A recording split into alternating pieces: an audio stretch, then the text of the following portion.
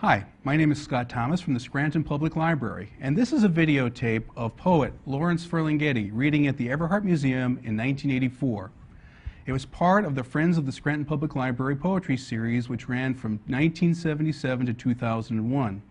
Over 70 poets visited and read, and 50 of them were videotaped. And we found the tapes in the basement of the Scranton Public Library, and thanks to a grant from the Scranton Area Foundation, they have been converted to digital files. This helps us preserve the original film, but it also makes it more accessible because we now can have this DVD series available at the library for circulation, plus they'll be available online as part of the Lackawanna Valley Digital Archives. And what we've done today is bring some of the folks who are involved in the series back to share their memories and their experiences. So I'd like to introduce our panel at this point. And way over here on my left is Jerry Grealish, and he's a criminal defense attorney and founder of the Mulberry Poets and Writers Association and a poet as well. Next to him, Brian Quinn, who came up from Philadelphia. He's a teacher in Philadelphia. David Elliott, here on my right, professor of English at Keystone College. And Carol Gargan, who's a retired art teacher and also a very important person with the Healing Garden behind the Silkman House in North Scranton. So that's our panel. And I'd like to start, first of all, by asking each of you what your role was in the series. I'd like to start with Carol, if you can tell us what your role. I know you designed some of these wonderful posters back here, so can you let us know what your role was, please? It was mixed bag. My role is always kind of mixed bag. I like poetry, I liked art, I like all of it, music. So I did design the posters, and I also read a couple of times at some of the initial readings, the early readings, before it developed into the Friends of the Scranton Public Library series. Some of the people that came to read had been mentors of mine, and some people, I went to Goddard for an MFA in creative writing and mentored with Louise Glick, and a number of the people, few of the people that came were also people who had attended Goddard College when I was there. Thanks. David, you did all the introductions, or most of them, I know. Most of them, yeah. And you had a big role, so can you talk about your role? Yeah, well, I was there from almost the beginning. I think Jerry's going to say something about literally when it got started. But I was there from the first official season in 1977 until the very end. And frankly, for a number of years, I was the only person of those at this table who was involved with it over all those years. So I was really very closely involved with the entire span of years. Brian? My role was more a support role. I got involved in contacting certain poets to read, but over a stretch of maybe 2 or 3 years, we would host the receptions after the reading at our house. And those were wonderful occasions. Okay. And Jerry? Well, I was contacted by both Karen Blomain and David Elliott to discuss the prospect of a series that would bring major well-known poets into Scranton on a regular basis for readings. And my participation in that time was, I think, limited pretty much to, well, who are we going to bring in? My suggestion early on was William Bronk, the poet William Bronk, who read in the series, because I was familiar with his work, and so that's pretty much it. I'm sure I did some folding chairs and that kind of thing for the reading. Thanks. You mentioned Karen Blomain, and she was unable to be with us today, but Karen was very instrumental in the series. And would someone like to talk about what her role was, or all of you, or whomever, as to what her role was? That's a good idea. Each of us. Yeah. That's excellent. Well, again, maybe with Jerry, because you were at that Milton Kessler reading, right? Yes. David and I were having a discussion, I believe it was just yesterday, in which we were thinking about today's panel discussion. And I think we both agreed that if we had to pick out a single person who is most responsible for the poetry scene as it developed in Scranton, it would be Karen Blomain. as I indicated before, she's the one that started the discussions for doing such a thing. She's the one, in fact, who spoke to Milton Kessler, a well-known poet at the time who was teaching at SUNY Binghamton, and asked him if he would consider coming down and doing a reading in Scranton. And this was more or less a pilot reading for the series to determine what kind of response would we get, what would be possible. And so she did all of that. I remember attending that reading at the Jewish Community Center. This would have been 76, 77, somewhere around there? I don't know when during that academic year, so to speak, it was, but yes, it would have been the year before the first actual series started. And is she the bridge between the Mulberry Poets and Writers Association and this series? I think a lot of us who've been in the area and who want to know about the history of poetry in this area, how do those two things fit together, the Mulberry Poets and the Friends? Is there a bridge between them somehow? Well, I think of Jerry as the founder of the Mulberry Poets and Writers. Mm-hmm. Yeah, well, there was a bridge, and as I said, it would never have happened had Karen not started the series that would bring in larger poets. But at the time, and we're talking the late '60s, I was going into New York City from time to time, and with Carol, in fact, and we were attending poetry readings in New York City. There were various storefronts and community halls and whatnot that sponsored open mic readings. And I was reading my early work at that time. I understand there was a poet by the name of Paul Blackburn, a highly regarded poet, who actually translated Provençal poetry, among other things. But he was a very passionate guy. And I subsequently saw pictures of him, and I said, gee, I think that's the guy that I used to see at the readings all the time. So anyway, we attended these readings in New York City, and I thought, well, we have this series bringing in Pulitzer Prize winners, bringing in highly regarded poets on a national and international level.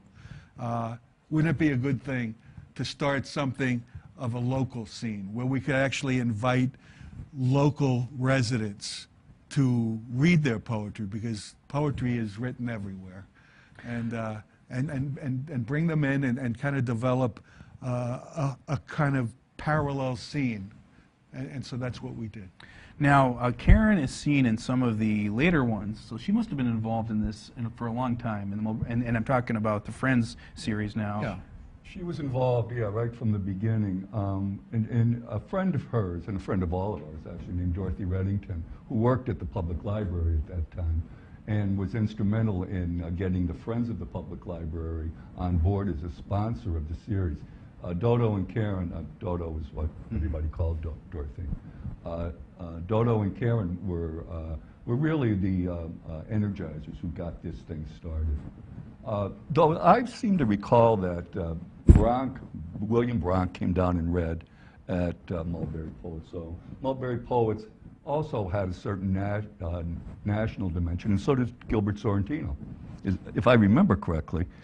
They both read at the Mulberry Poets series. Actually, where it started. Actually, of course, yeah. Perhaps your recollection is better than mine, because we're forgetting some things that happened way back when. Well, we have to discuss this and work it out sometimes. Bronk might not have read, but he was there. I remember him sitting He was there. In fact, that's what happened. That's right. I had gotten to know William Bronk as a result of having recommended him for the library series. And I remember the first phone call to Bronk. I said, Mr. Bronk, this is Jerry Grealish. I'm calling on behalf of the Friends of the Library, Scranton Public Library Poetry Series, and we'd like to have you read for us. And I think his first reaction was, who the hell wanted me?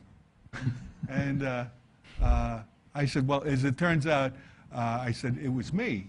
And I had learned of Bronk's poetry because I had been taking a class at the New School for Social Research in New York City with Gilbert Sorrentino.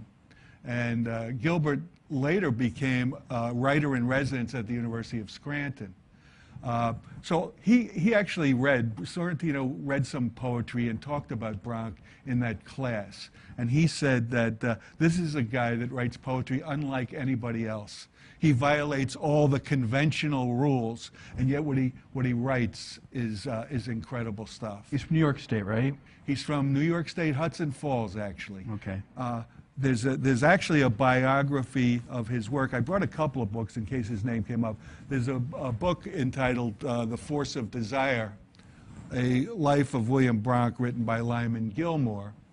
And that'll give you the whole, well, I don't know if it'll give you the whole story. In fact, there are parts of the biography I'm not too fond of, actually. I think that there was a focus on things that could have been otherwise. But anyway, there's a lot here you can learn about William Branch's life. And he ran a coal company, didn't he? He ran actually, you know what? He did, but I think it was more of a lumber company. Okay.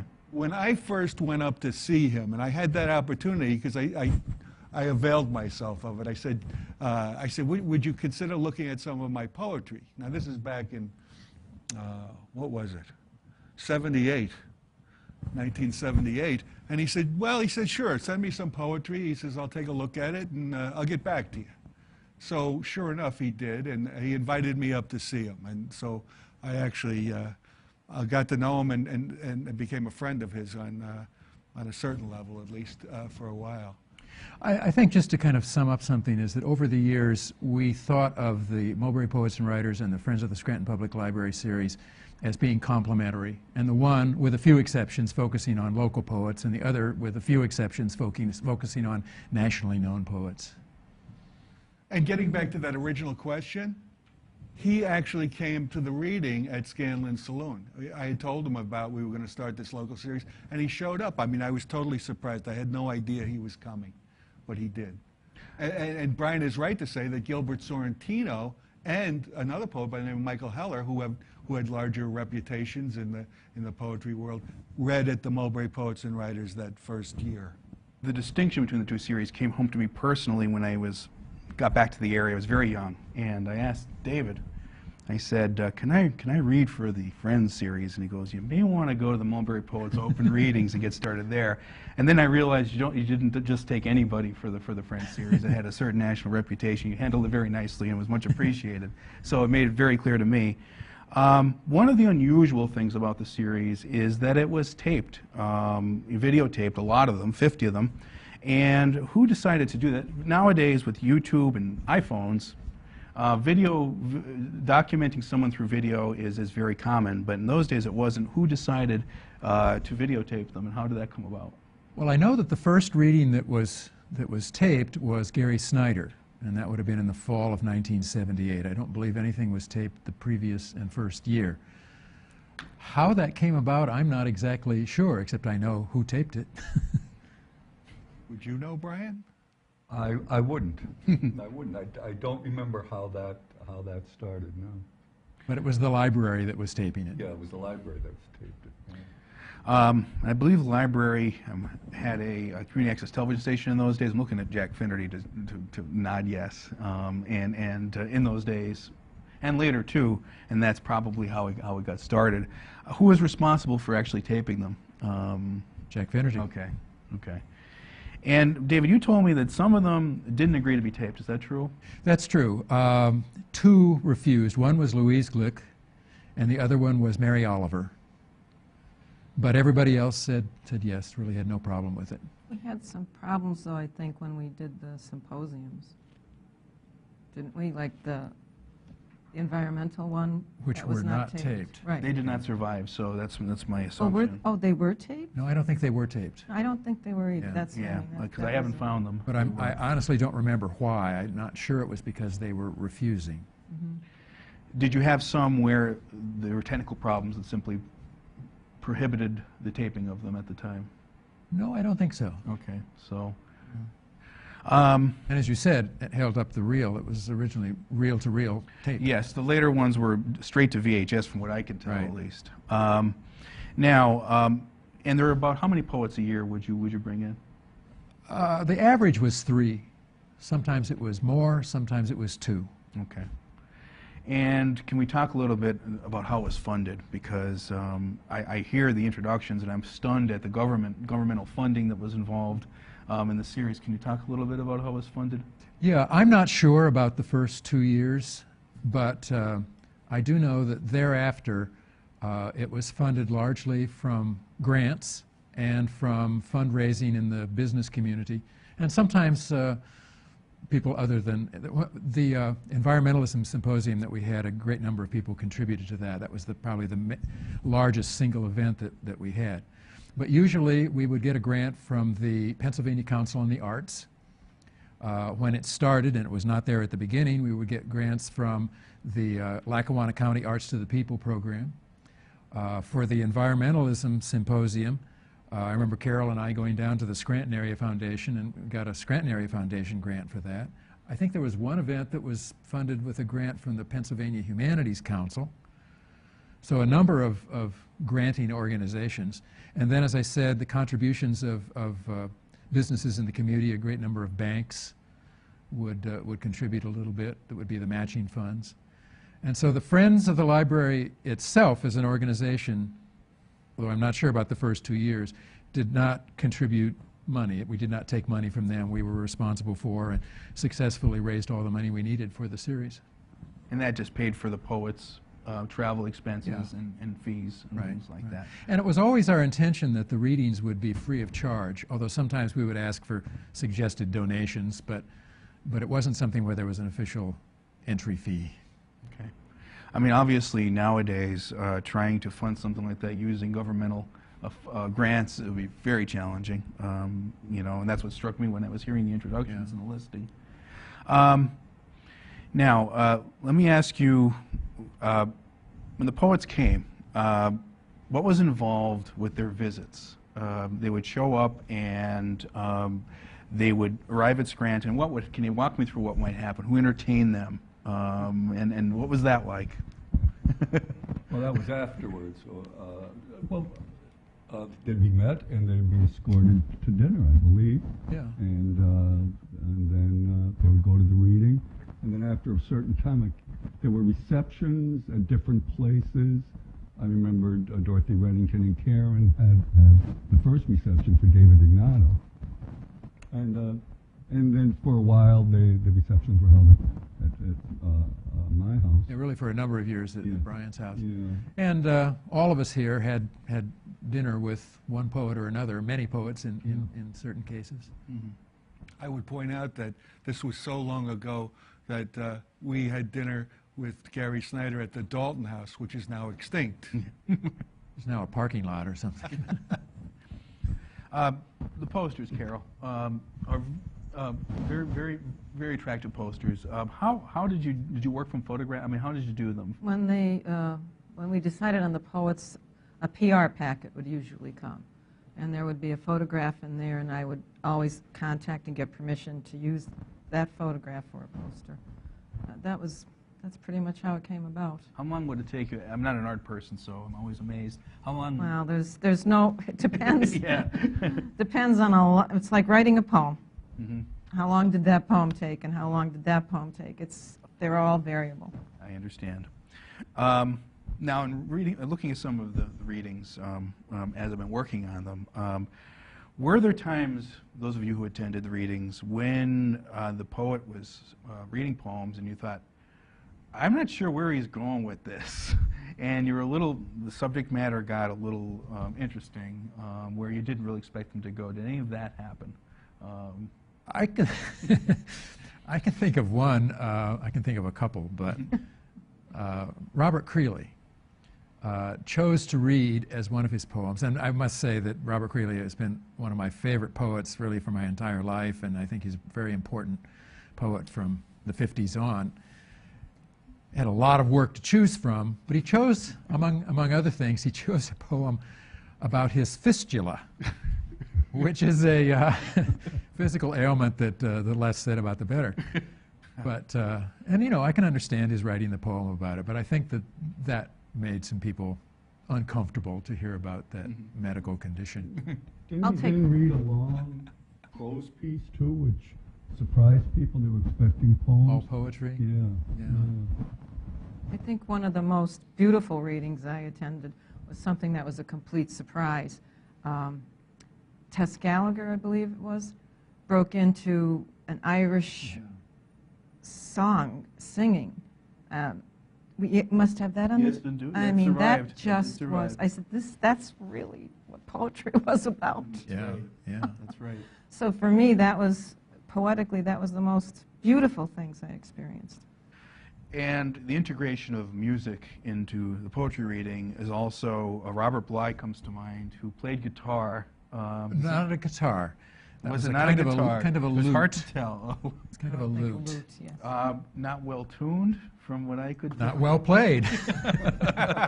Did- But for a number of years, and I remember seeing him at the Dodge Poetry Festival doing the same thing. For a number of years, he would kind of strum on this lute, and he really didn't know how to play it. But he was really just kind of creating a drone, kind of like stringed instruments behind Indian classical music performance. He wasn't really trying to pick out melodies on it or anything. But that particular year, we tried to, for 2 readings, feature poetry with some other art. And so he suggested an Indian dancer from India, but who lived in Boston at the time, named Nina Gulati, who had worked with him on a prior occasion, to come here with him, and also a tabla Indian drum player. And so when he was reading poetry, she was doing a dance interpretation, so to speak. And then that year we also had poet Michael S. Harper, who has written a number of poems about jazz, and I invited a very highly regarded jazz saxophonist named Julius Hemphill to come and give a performance, and they had worked together before too, but Harper would be reading his poems and Hemphill playing the saxophone in the background. I don't think we have a videotape of that. We don't. We do have the dancer, though. The Bly had, so that's there. What was the best attended? I mean, I don't know if just from the top of your head. The best Ferlinghetti. Yeah. Well, Now, it depends on what you're going to consider there. The symposium was definitely, on the environment, was definitely the best attended, I believe. yeah. Well, Individual reading, I wasn't at Ferlinghetti, so it could have been yeah. that. Well, Gary Snyder's was very well attended. too, yeah. People came here from Yeah. hundreds of miles away, actually. Yeah. There were people who showed up from all over the place. It filled. I mean, that room was filled. I can't recall too many Yeah. times the room being filled. The Yeah. Ferlinghetti filled it. Right. Merwin filled the room too, but it was a smaller room. Yeah. Yeah. Yeah. And Bly, I think those were probably the ones that we've mentioned, and Bly would have been the best attended. Oh, and Wendell Berry was at the Yeah, was that Everhart. Wendell Berry and Michael McClure? Is That was yeah, well yeah, attended yeah, as it well. was. That was It not well taped, attended, yeah. unfortunately. Yeah, I'm not, again, I'm not quite sure what But happened there. you know, some of them weren't taped. I'm like, geez, too bad. But because there were a lot of good stuff. Etheridge Night seems like a fairly edgy performance, unusual performance. What do you guys remember about that performance? Well, Brian was talking about the routine in terms of meeting the poet and going to dinner and so on, and it was Brian and I who, I think we picked him up at the bus station. Yeah. No, we met him at the hotel. No, we were checking him in at the hotel. Oh, I thought I pick him up. My memory picks it up at the hotel. Okay, well, I think we picked him up at the bus station, took him to the hotel, which was at that time it was the Sheraton, that's now the Clarion. And I was checking him in because I had made the reservation and was going to be paying for it. And I had been warned in advance to try to keep him away from alcohol. And so Brian and I were at the desk, and Etheridge said, I'll be right back. So I continued to check him in, and then all of a sudden I realized, oh, the State Store is right across the street, and that's where he went. So for his reading, he was under the influence. Where was that reading? That was, I believe, at Jefferson Hall. Oh, yeah, that was at the Jefferson Hall, and he swayed. He swayed through most of that reading, but he was lucid. He was. Oh, He yeah. was. It was a good reading. Yeah, it It's was a good unusual. reading. And then the reception, I remember it was at Tom and Sharon Potter's over on Princeton Avenue, and he was completely, I mean, he was completely sober by then.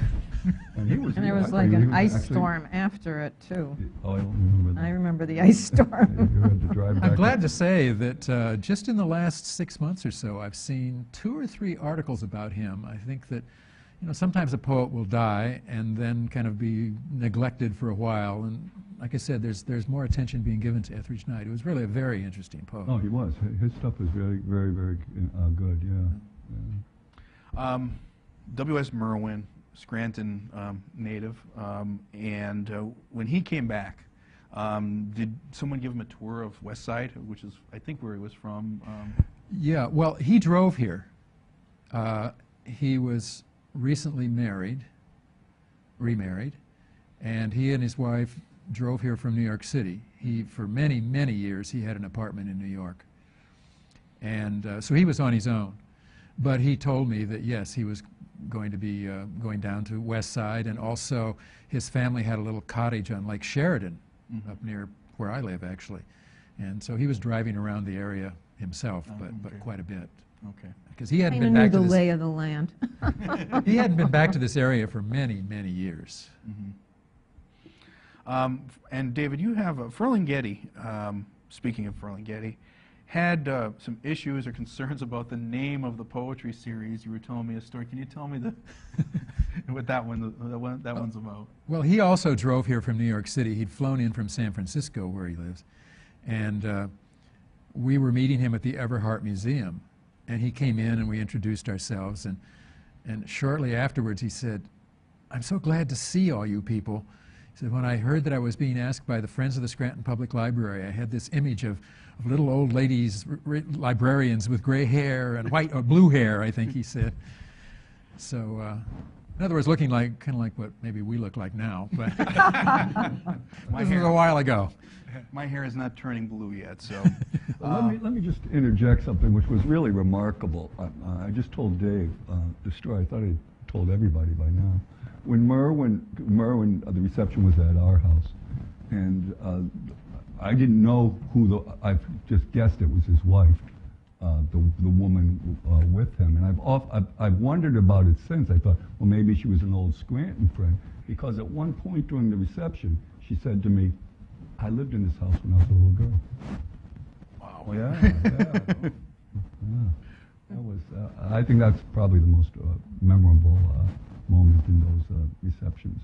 That was Paula, right? Yeah. Yeah, yeah. Were we subsequently married, or had he already Yeah, been married? I don't remember if they were, I think they had just gotten married, but if not, they got married shortly thereafter. Carol, you made mention of some symposiums there, and can you talk about the environmental, because we didn't get a tape of that one, because I get the sense that was part of the series. It was. Yeah, we did a couple of symposiums. That kind of, that's what fed me. I like that approach towards things. When it's just poetry, kind of, it's good, I'm not, but I like to bring in other arts and different voices. And my approach was like to try and get a theme about something and get input from the different arts on that theme. So we did the environment, we did coal mining, I believe, you know, the history of this area in a way. I think we did one on Eastern. What was on Jung? Yes. Just Jung? Jung and the creative imagination, Okay, called it. Yeah. because I haven't talked with you guys, so I'm trying to recall everything from my data bank, which is not up to par on this. Yeah. But the symposium part was where I really locked in, and I think that environmental one impressed me so much. Paul Winter and Wendell Berry became heroes, actually, I think, to me. Paul went to the jazz saxophone. Yeah, I mean, my son just took me to see him, not this past Christmas, but the Christmas before, for the winter solstice. Mm-hmm. And I had taken my 2 sons to see that performance when they were really small. And at that point, there were still pews in the church, and I remember them crawling over the pews. They weren't exactly into it, but this time I went with my son, and it was such a beautiful experience again, how he combines everything. It's multicultural, and so that's what I try to do. And since that, when I work on projects and all, I try to keep that element going as best I can. Well, I think that symposium was really the largest event and overall the best attended event that we had. And it was Financially, really it was- Carol's idea It was to incredible. get that one going. And so we had the two poets, McClure and Wendell Berry. And Michael McClure read a little bit with Paul Winter, but then also gave a reading. And we also brought in, who was Twyla Nitsch? Native American Seneca Nation from New York State. Joseph Bruchac. Joe Bruchac, a poet from the Albany area, very fine poet, also Native American poet. A scholar from Syracuse University named Amanda Porterfield. And we were supposed to get one of the chiefs, but he didn't Well, come. no, I had contacted Orrin Lyons because he was somebody that has always incredibly impressed me with his attitude towards the environment and everything. And he was busy. In fact, I think he was the one that might have suggested to me to contact Joseph Bruchac, and Joseph Bruchac suggested Twyla Nitsch. That's kind of, you go through these chains a lot of times. Yeah. But it's good because they seem to know the people that, it's kind of a tuning, a fine tuning sometimes, and they relate. Like, for example, Wendell Berry does not like to do very much. But when he heard about what was going on with this, he plugged in. At that time, I was at Penn State, and I know some of the professors down there couldn't believe he was up here, and they actually drove up to see him read. Originally, we had thought that Gary Snyder, although we had brought him in '78, would have been the perfect poet. Yeah. And I contacted him, and he was strongly considering it, but then was not able to do it. And he was the one who recommended Michael McClure. Mm-hmm. Michael McClure was excellent, though, too. He was. Yeah. And he kind of did the unexpected at his reading. The first thing he read, actually he recited, he knew it by heart, was the prologue to Chaucer's Canterbury Tales. And people were expecting this sort of barnstorming beat poet, and there he was speaking Middle English. He did that in the Last Waltz movie, if you ever saw that. That's right. He did that, so, yeah. Did the mainstream press, the Scranton Times-Tribune of the time, did they do a lot of reporting on this, reviewing of the readings? I brought some clippings, and this is the one about this was a, should I show this to the camera? Yeah, Brian can probably. This was a full-page article they did about the Environmentalism Symposium, and with a picture of Paul Winter and of McClure, Bruchac. But there were a few other articles. There was one that was an interview with Robert Hass, and it was kind of disturbing because really the lead was saying that there were 35 people there, and we were kind of thinking that he was sort of drawing attention to the fact that, well, maybe a good poet, but this doesn't draw very much, does it? But at any rate, there was a photograph of Hass. But overall, not too much. There were stories about Merwin. We had an old newspaper, and I know Brian Quinn was involved in that, the Slocum Hollow, at one time, and we ran a lot of PR in that. Well, Brian and Jerry Grealish were involved in the newspaper too, so And the we had- Metro. That's what I was Metro. thinking of. maybe. Yeah, and Jerry, Yeah, the Slocum Hollow was a predecessor, I think, of that. Is it a literary magazine, or? no, it was No, kind of well, like it was everything. predecessor of There was Electric muckraker. City. Jerry published the poems in there. The poems were in there as Yeah. well. We did Brian, did you exposés have of any? the garment industry. Oh, I remember that, yeah. You did. And, I don't believe the library has copies of that one. I'll have to check. I saved those Always because I look would good, do the 'cause cut Carol, and paste. Carol laid it out. I would do the cut and paste. Yeah, you did. I You mean, did the a nice blood and job. tears on that. That we I have. saved those copies. This is the Metro. Yeah. A cover There you with go. Carol's drawing for Gary Snyder. Oh, yeah, see, we ran the paper, so we kind of featured ourselves. Carol also did the initial posters for the Mulberry Poets and Writers series, which at that time was simply called Poets and Writers at Scanlon. Right, and Saloon. I brought those in case you wanted to see those. I think I showed you them already, yeah. Now, 2001 seemed to be the end of the series. How did it, it just, what happened? At that point, I was the last person standing. Although I must say, I want to give some credit where credit is due, and it is. The last few years, Jack McGuigan was also helping out somewhat, and played a key role in a couple of the readings. But a couple of things were going on. For one thing, grant money was drying up from government sources. Also, poets' fees were going up. And more poets were getting agents, and so it was more and more difficult to attract poets at the level that we had been doing. It was more and more difficult to get the kind of money that it took to run the series like that. And the Friends of the Library itself was just having other interests and that they would prefer to pursue, and so it just seemed like it had run its course. Okay. American poetry. Does anyone comment on how it's changed since the 70s and 80s? I know it's kind of a big question. But are there any, how has it changed? We certainly know with the social media and the YouTube and Facebook, it's certainly more accessible in some ways. Does anybody have any, Jerry? I have a little diatribe that Oh, good. I'm ready Let's hear it. rip on. One of my concerns, and this has become very evident in the last decade or so, is that somehow this idea that if one expresses themselves, you know, if a person expresses himself or herself, that this is a good thing, and it certainly is, and I would never want to discourage anything like that. But this impulse, and it's a good one, to say what one feels and to emote in the fullest of ways, in the most dramatic of ways. Often, and it's been supported by the media, we had that poetry Def Jam. You remember that on HBO? They had this poetry series called Def Jam. And you had a lot of young people getting up and just letting it go, you know, just saying everything they felt and, you know, with great volume in their voice and intensity. They were like dramatic monologues is what they were. And it's getting supported by the media. Now, here's the problem.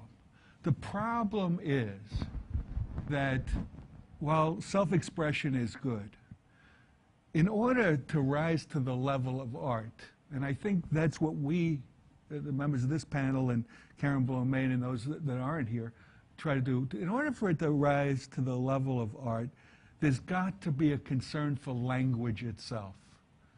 You know, that the words are chosen and weighed very carefully, because each word, each phrase, especially in a medium like poetry, is supposed to bear as much weight as possible without any excesses.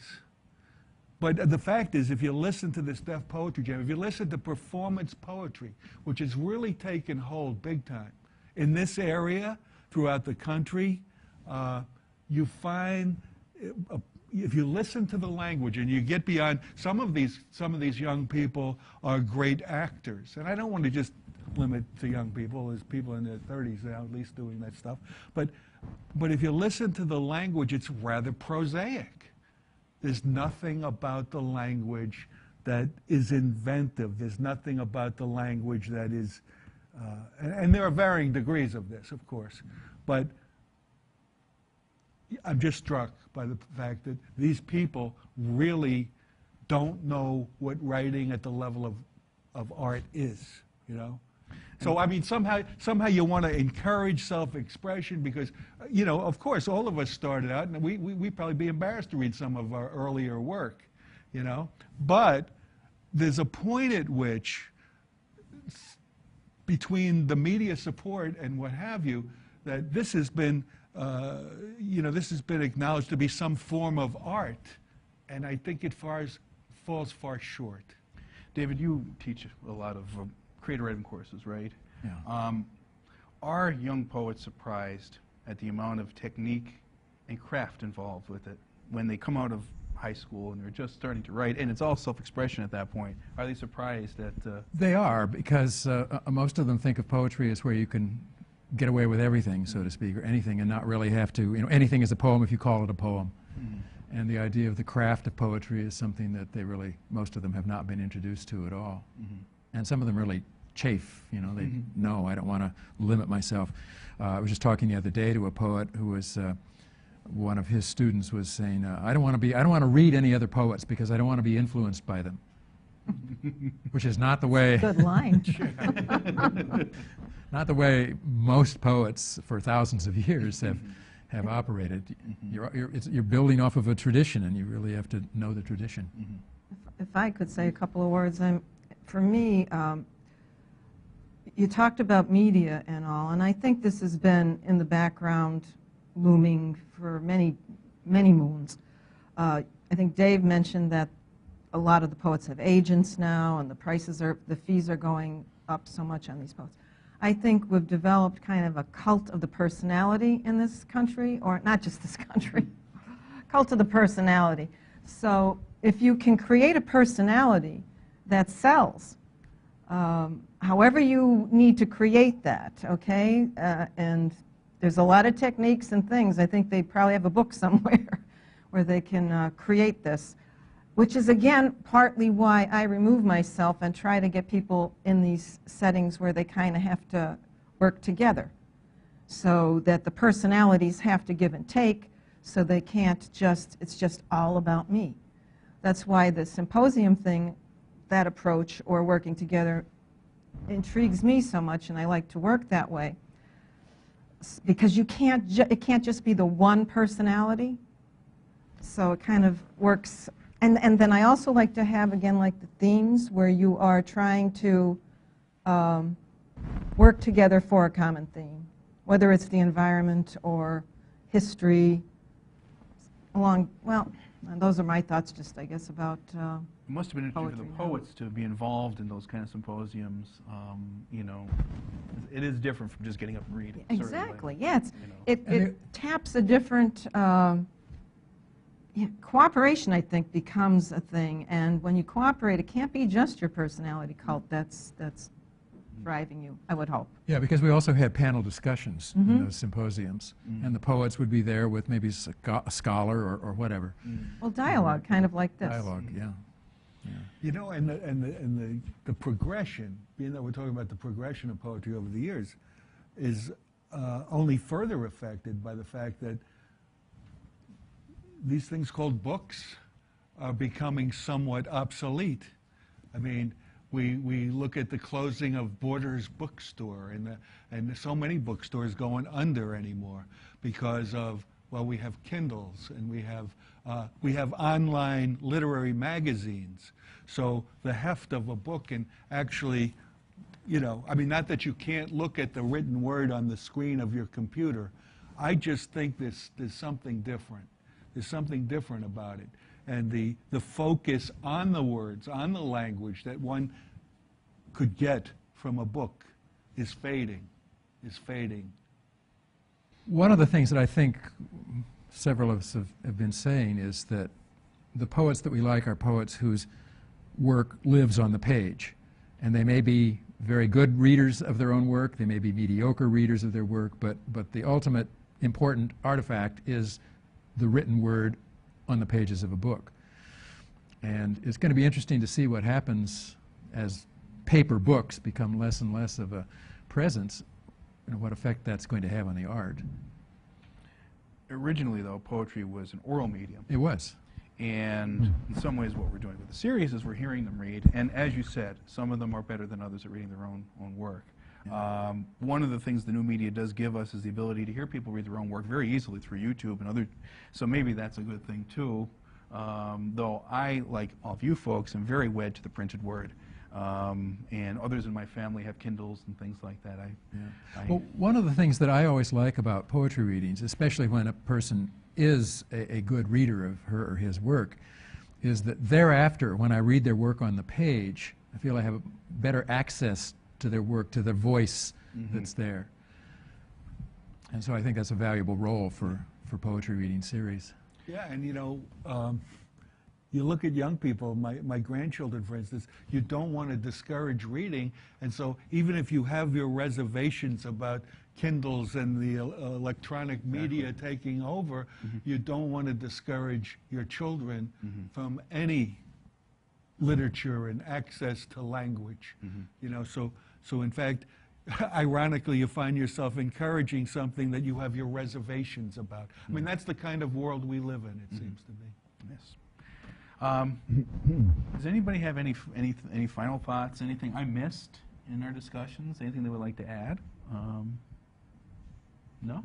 Okay. Oh, okay, I'm sorry. Go ahead, Carol. I like the poets that, and I like the artists, and I like people that have, for example, I mean, I'm not going to talk about poetry now, I'm going to talk about art.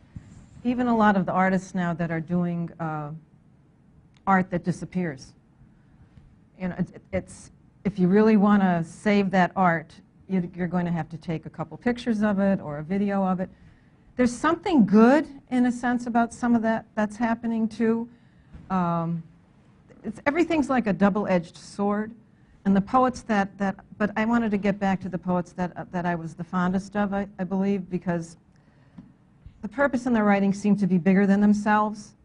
The word on the page, but something larger too, came in. And that something larger is kind of what really doesn't go away for me.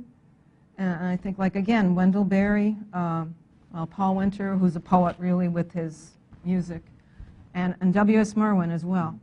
The strength of their message, I would not call it cult of the personality. It's something much. Yeah, and that's for me, that's what it's really, poetry, art, whatever, that's really... One thing I would like to add is just putting the whole thing into perspective in terms of who we brought to Scranton. When you look at the list of 74 poets, 7 of them have been Poets Laureate of the United States, 11 of them have been Pulitzer Prize winners, and various other major prizes, like Bronk got the National Book Award, didn't he? That's right, 1982. Yeah. So it was, if I do say so myself, it was a pretty impressive series. That's why it should have been, this should have been done, Scott, and it's fantastic that you did this. This is really, you're contributing to American literary history here. Yeah. And if I can quote from this article about Robert Hass, he said to this reporter, he had praise for the Friends of the Public Library poetry series, now more than a decade old, and then this is a quote, I've long been aware of this reading series. It's one of the oldest, most original regional series in the United States. Most such reading programs are sponsored by colleges and universities. This one is rare, particularly respecting the poetry community, because it's sponsored by, and I'm paraphrasing now what he said, sponsored by a community organization. You know, there was a poet and an editor of a literary magazine called Free Lunch, his name being Ron Offen, who passed away in the last, I think about 2 years ago. But he would have these editorials in his literary magazine, and one of them was addressing this whole thing about the books going and the online magazines becoming more and more prevalent. And he was inviting some feedback from his readers and stuff. And I remember writing to him and saying something like, well, it's kind of like the polar bear, you know? As the ice cap is melting and the polar bear is trying to figure out how to leap from one ice chip to another, we're gonna maybe lose having polar bears, you know? And then we'll only have pictures of polar bears. And, you know, that's what concerns me. I mean, that thing about addressing the actual texture of living and life in its various forms is, I think, we're in danger of losing a lot of that. Maybe it would go back to what, like, Tess Gallagher did. And that would be the most so beautiful. That was a remarkable reading. The oral tradition and song. That was, you don't forget. I mean, you would want to hear it and you would learn it. Now, if I could I do a little ad? Sure. Palpable Clock, right? Which is the 25th anniversary publication of Mulberry Poets and Writers. I mention that because it's published by the University of Scranton Press. Probably not easy to get. You'll have to call them because I think it was print on demand. But we were very proud of this edition. I mean, as you can see, it's got a beautiful photograph that was done by Michael Downand. All of us are in it, I believe, and in one form or another. And I wrote a preface to it, but I actually, some of the history we discussed today, and this is the reason I mention it, is talked about in the preface to this book. So if you want to have something of the language on a page that talks about the history that we've been talking about today, a lot of it's in here. Not all of it, I mean, by far. But there's some of it in here, and I think it would be a good purchase if you could get it. And the library certainly has multiple copies of that. So you Oh, can go to that's the good to library know. and- yes. That's good to know. Anything else? Well, thank you very much for joining us. And again, the Friends of the Scranton Public Library Poetry Series, available on DVD from the library, and also online at the Lackawanna Valley Digital Archives. That's www.lackawannadigitalarchives.org, and made from a grant from the Scranton Area Foundation. So thank you very much for joining us, and thank you to our panel for a great discussion, and thank you, and have a good day.